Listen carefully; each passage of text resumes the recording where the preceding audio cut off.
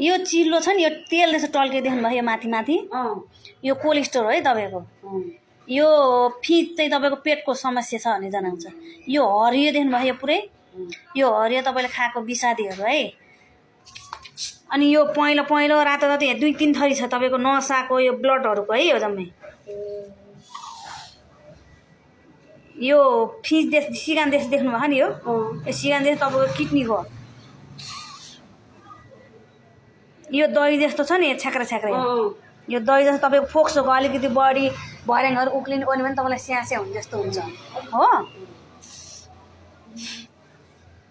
यस्तै तपाईँको कोलेस्ट्रोल धेरै छ है ए तपाईँलाई फोक्सो धेरै समस्या छ हेर्नु त तपाईँलाई स्यास्या हुन्छ हुन ल भन्नु त कस्तो बिरामी भएर उठिरहेको मान्छे यस्तो समस्या देखायो तपाईँको यहाँ ऊ पनि देखाएको छ कार्बन यो कार्बनहरू यो कालो देख्नुभयो थ्याक थ्याक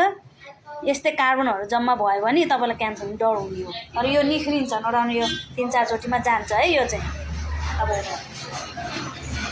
है हाम्रो डिटो छ यता भन्नु पर्यो